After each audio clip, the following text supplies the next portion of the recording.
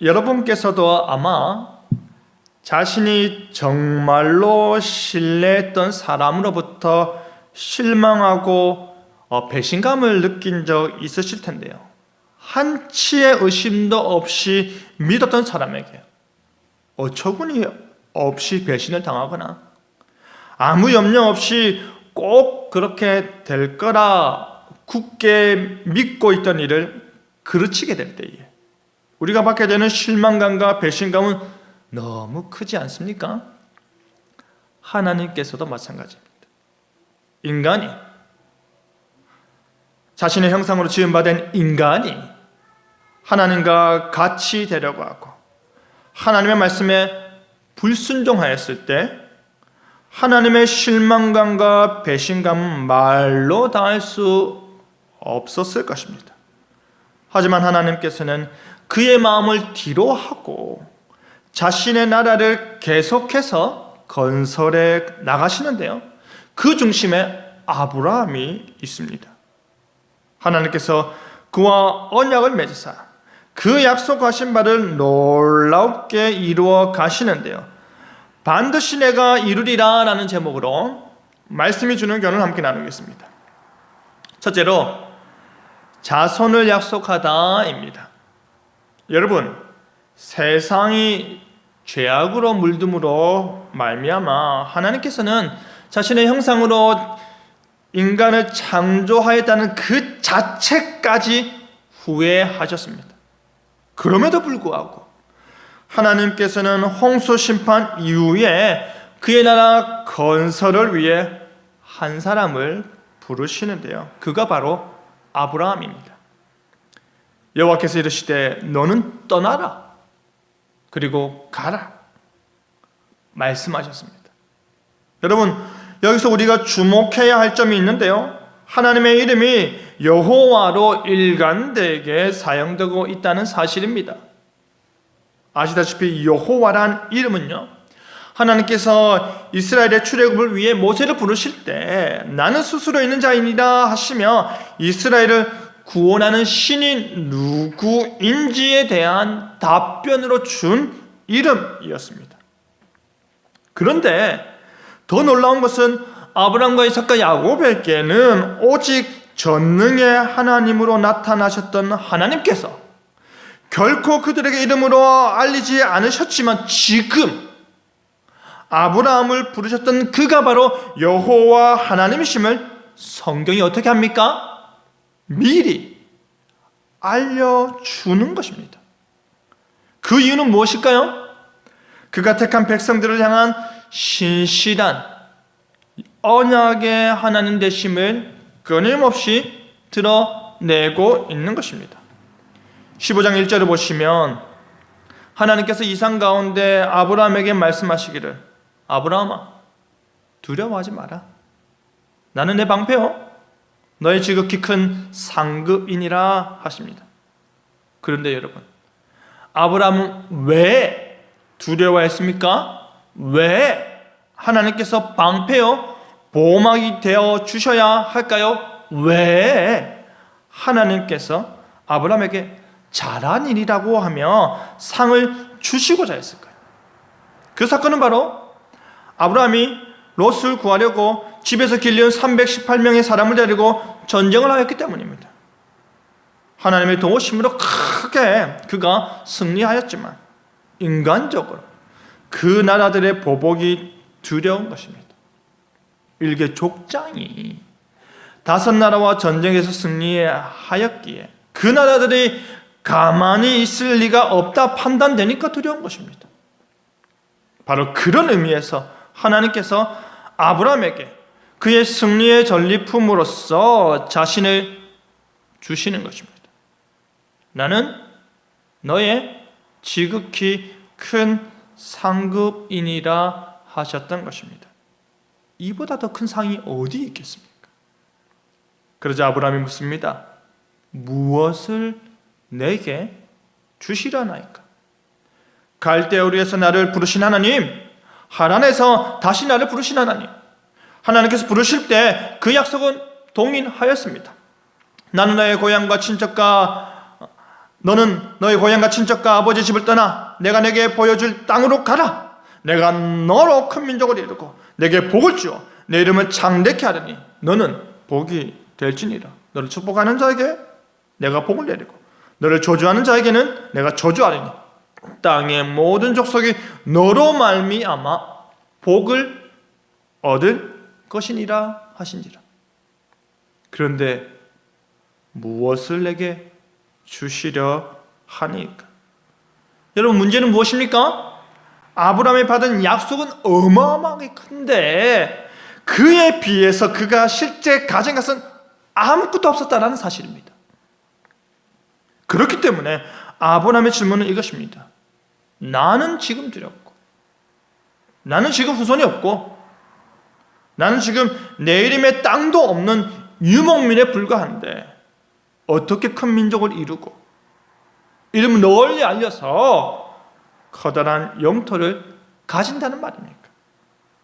이 늙은이에 불과한 나에게 자녀가 없는데 어떻게 그 약속이 이루어진다는 것입니까? 하고 묻는 것입니다. 여러분, 사실 아브라함은요, 고대 근동의 관습에 따라 자녀 없는 노부부로서 종중 하나를 양자 삼아서 자신의 노를 맡기고자 생각하는 것입니다. 15장 2절에 나는 자식이 없사오니 나의 상속자는 이 다메섹 사람 엘리에셀이니이다 라는 말이 바로 그것입니다. 지금까지 하나님께서 그 부르심에 대한 약속이 하나도 이루어지지 않았는데 도대체 나에게 주시고자 하는 것이 무엇입니까?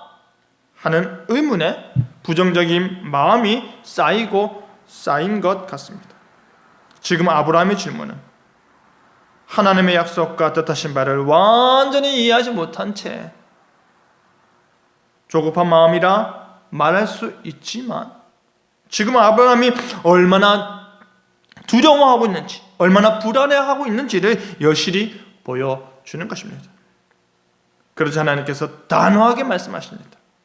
내 종 엘리에셀은 내 상속자가 아니다. 그러면 누가 상속자가 됩니까? 바로 너의 몸에서 날 자가 내 상속자가 되리라 하십니다. 여러분, 창세기 11장을 보면 아브라함의 족보가 나타나는데요, 그 족보를 거슬러 올라가면 그가 셈의 후손임을 쉽게 알 수 있습니다. 노아가 셈의 하나님 여호와를 찬송하리로다 하며 셈의 장막을 통해 그에게 주어진 복을 공유케 하실 것을 말씀하신 것처럼 그 복이 바로 아브라함의 몸에서 날짜로 인해 신앙의 계보가 이어질 것을 확실하게 약속하시는 것입니다. 반드시 너와 사라 사이에서 태어난 아이로 인해 그 약속을 성취할 것이라고 하시면서 아브라함을 이끌고 밖으로 나갔습니다. 하늘을 우러러 무별을 셀 수 있나 보라. 별들을 보아라. 너의 자손이 이와 같이 되리라 하십니다. 장차 아브라함의 후손이 이루다 셀 수 없을 만큼 번성하고 창대케 될 것임을 강조하는 말입니다. 여러분, 바로 그때 아브라함이 여호와를 믿었다 합니다. 지금 환상 중에 말씀하시는 분을 믿는 것입니다. 지금 하나님께서 자신의 두려움을 극복케 하시고 자신의 불안감을 이기게 하시고 다시금 약속을 굳게 붙들게 하시는 하나님을 믿는 것입니다. 그 말씀을 듣고 눈으로 본 바를 그대로 믿는 것입니다.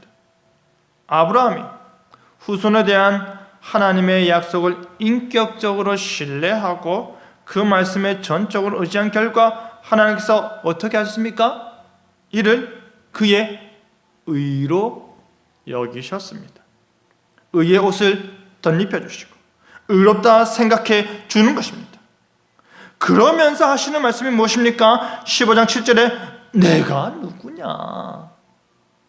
내가 바로 이 땅을 내게 주어 소유를 삼게 하려고 너를 갈대아 우르에서 이끌어낸 여호와다 하십니다. 내가 너를 갈대아 우르에서 부르고 하란에서 머물거리고 있을 때 너를 다시 불렀지 않느냐? 내가 바로 이 땅을 너에게 주려고 부른 여호와 하나님이다 라고 말씀하시는 것입니다. 내가 누구냐? 나 여호와야 하는 것입니다. 사랑하는 성도 여러분, 두려움에 떨고 있는 아브라함이 하나님을 믿고 그의 말씀을 믿었을 때에 하나님께서 그 믿음을 그의 의로 여기셨습니다. 그리고 훗날 정확하게 아브라함과 사라의 몸을 통해서 이삭이 태어났습니다. 아이를 가질 수 없던 여인을 통해 하나님께서는 그의 약속을 성취하셨습니다. 아브라함의 상황은 하나도 바뀐 것이 없다 할 수 있지만 자신의 품 안에 자녀는 여전히 없었고 보복 전쟁이 일어날 수도 있지만 아브라함은 하나님의 말씀을 믿었습니다. 그 말씀하시는 하나님을 믿었습니다. 그것이 그의 믿음이었고, 그것이 그가 갈대아 우르를 떠나 약속의 땅으로 그 먼 걸음을 했던 믿음이었습니다.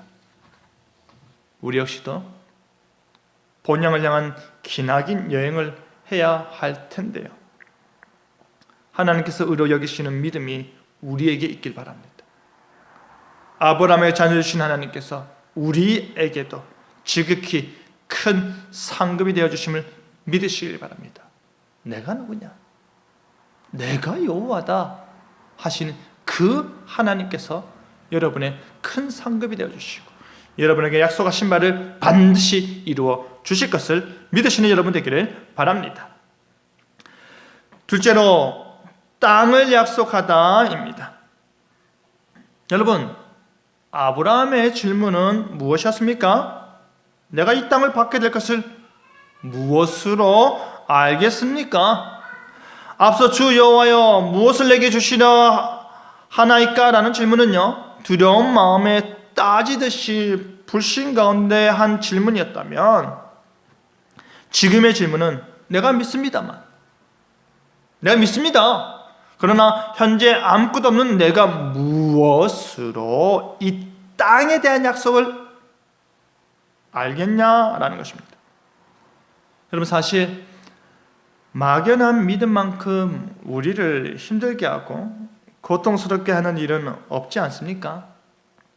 꿈과 현실 사이에서 세상이라는 강물은 변함없이 세차게 흐르고 있는데요, 수면 위로 꿈을 향한 징검다리가 솟아오르는 증거가 제시되지 않는 한 흐르는 강물과 그 건너편을 바라본다는 것은 참으로 고통스러운 것입니다. 홍해를 마주한 이스라엘 백성들의 심정이 그렇지 않습니까? 이 바다를 어떻게 건널 수 있을까 하는 걱정입니다. 불임 여성과 평생을 살았고 이제 곧 100살이 되는 아브라함에게 자기 몸에서 난 자녀, 그 자녀의 자녀가 차지할 그 땅이 과연 이루어질까 하는 걱정입니다. 아브라함이 물었을 때 하나님의 대답은 이것이었습니다. 하나님께서 자신을 위해, 나를 위하여 3년 된 암소와 3년 된 암염소와 3년 된 순양과 산비둘기와 쥐비둘기 새끼를 가져다가 그 중간을 쪼개고 그 쪼갠 것을 마주대하여 놓게 하라. 이와 같은 명령은 여러분 무엇을 의미합니까? 아브라함 당시 고대 근동지방의 보편적인 언약 체결 준비 행위입니다. 그렇게 동물들을 쪼개어 놓고서 어떻게 하는지 아시지요?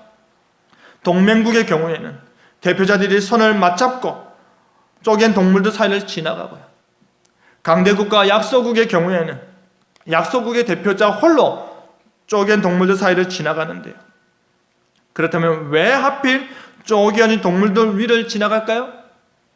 지키지 못할 시 이 쪼개어진 동물과 같이 되겠다라는 목숨 건 맹세인 것입니다. 그렇게 언약 체결 의식이 준비되자 아브라함은 기다리는 가운데 깊은 잠에 들었습니다. 큰 흑암과 두려움이 그에게 임하였습니다. 하나님과 언약을 체결한다는 것 자체가 그에게 두려움이 되었을 것입니다. 하나님의 말씀으로 명령이 선포되는 차원이 아니라 천지의 창조주여 약속으로 부르신 여호와 하나님과 자신이 언약을 체결하는 차원에서 느꼈을 두려움이었을 것입니다.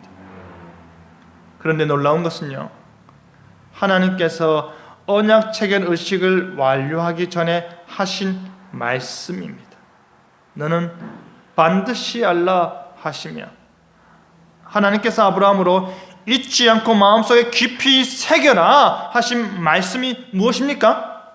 아브라함의 자손이 이방에서 객이되어 400년 동안 종살이로 괴롭힘을 당하다가 하나님께서 그날을 징벌하실 때 하나님의 자손이 큰 재물을 이끌고 나온다 하십니다. 무슨 사건입니까? 출애굽 사건입니다. 놀랍게도 그때로부터 600년 뒤의 사건이 정확하게 예언되는 것입니다. 다시 말해서 하나님께서 출애굽의 놀라운 구원 역사를 통해서 그가 여호와 하나님이심을 온 천하에 명백하게 드러내신 사건을 통해서 지금 아브라함에게 약속한 그 땅을 완전히 차지하게 하시겠다라는 것입니다. 아브라함의 씨로 말미암아 거대한 민족을 이룬 그의 후손들로 말미암아 지금 그것이 앞서서 알려주고 있는 것입니다. 하나님께서 아브라함에게 이와 같은 놀라운 구원 역사를 미리 말씀하신 이유가 무엇입니까? 16절에 하나님께서 아브라함에게 주시기로 한 그 땅을 차지하고 있는 아모리 제국에 죄악이 가득 차지 아니하였기 때문입니다. 그렇게 하나님께서는 아브라함에게 주신 그의 약속을 구체적으로 어떻게 성취할 것인지를 말씀하시면서 아브라함 보고는 뭐만 하라고 하는 줄 아십니까? 아브라함 보고는 너는 장수하다가 평안히 조상에게로 돌아가 장사되면 된다 하십니다. 내 후손들은 나의 계획 속에서 약속의 땅으로 돌아오게 될 것이니 걱정하지 마라. 너는 이 땅에서 복받아 나의 복을 많이 누리고 그렇게 살다가 장수하면서 너의 조상들과 같이 나의 품으로 오면 된다 하시는 것입니다. 영적 가나안인 하나님 나라에 오면 된다라고 평안의 평안을 더하고 계시는 것입니다. 그렇게 말씀하신 뒤 큰 흑암과 두려움 가운데 임하시던 하나님께서 햇불로 나타나셨습니다. 아무것도 보이지 않을 정도로 짙은 어둠이 내려앉은 그곳에서 지금까지 하나님의 음성으로 아브라함에게 말씀하셨다면, 지금까지 아브라함의 모든 신경이 하나님의 음성에 집중되어 있었다면, 이제는 갑자기 불빛이 환하게 보이는 것입니다. 연기를 내면서 불꽃이 이리저리 휘날리며 타오르는 것입니다. 그리고 타는 햇불이 쪼갠 고기 사이로 지나갔습니다. 이것이 하나님께서 아브라함에게 주시기로 한 땅에 대한 언약 체결이었습니다. 그런데 여기에 더 중요한 내용이 있습니다. 그것이 무엇입니까? 언약이 체결되었는데 언약의 당사자는 아브라함과 하나님인데 아브라함은 지나가지 않았다라는 것입니다. 누가 봐도 아브라함의 약자임에도 불구하고 오히려 하나님만 지나갔습니다. 동맹국의 경우에는 대표자들이 같이, 강대국과 약소국의 경우에는 약소국 대표자 홀로 쪼갠 동물들 사이를 지나간다고 하지 않았습니까? 그런데 내가 여호와다, 내가 너를 갈대아우르에서 이끌어낸 여호와다, 두려워하지 마라, 내가 너의 방패가 되어줄게, 겁먹지 마라, 내가 너의 지극히 큰 승리의 상급이 되어줄게, 이렇게 말씀하신 하나님께서 홀로 지나가셨습니다. 누가 봐도 약자는 아브라함입니다.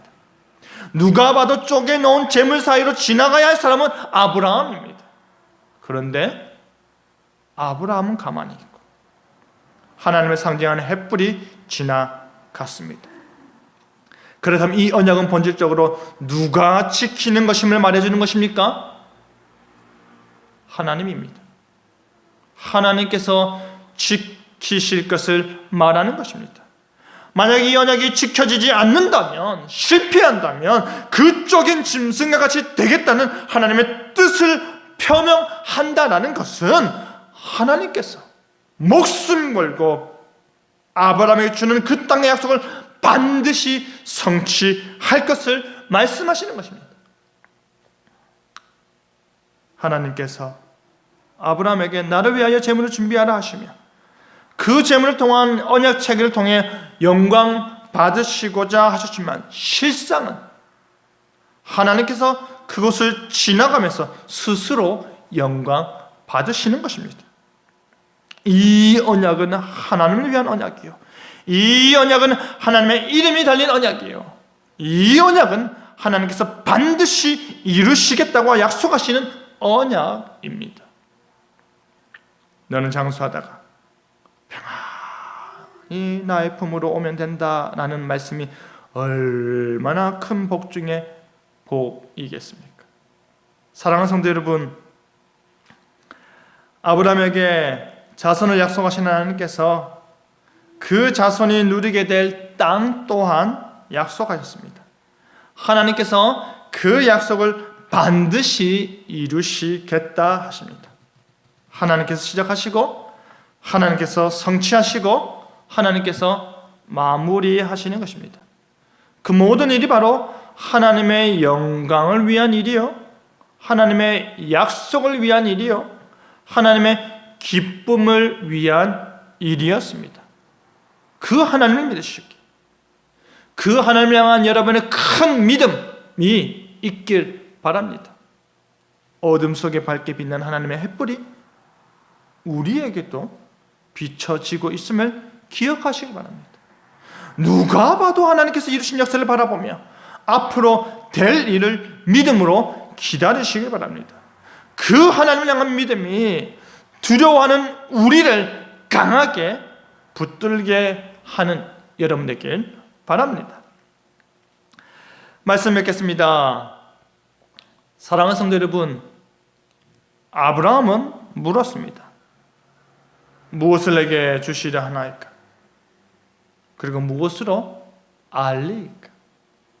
하나님께서는 그 질문에 자신이 창조한 하늘의 별들을 보여주시며 약속하셨고요, 자신의 횃불로 갈라진 짐승들 위를 지나가시며 약속하셨습니다. 나는 약속했다, 그리고 반드시 지킨다라는 뜻입니다. 우리 역시도 하나님께 묻곤합니다. 하나님, 하나님께서는 내게 무엇을 주실 겁니까? 그리고 내가 그것을 어떻게 알 수 있을까요? 이 질문을 하고 계신 분은 계속해서 물으시길 바랍니다. 그리고 동시에 여러분의 믿음을 보이시며 흑암 가운데 밝은 빛으로 나타나시는 하나님의 응답을 바라보시기 바랍니다.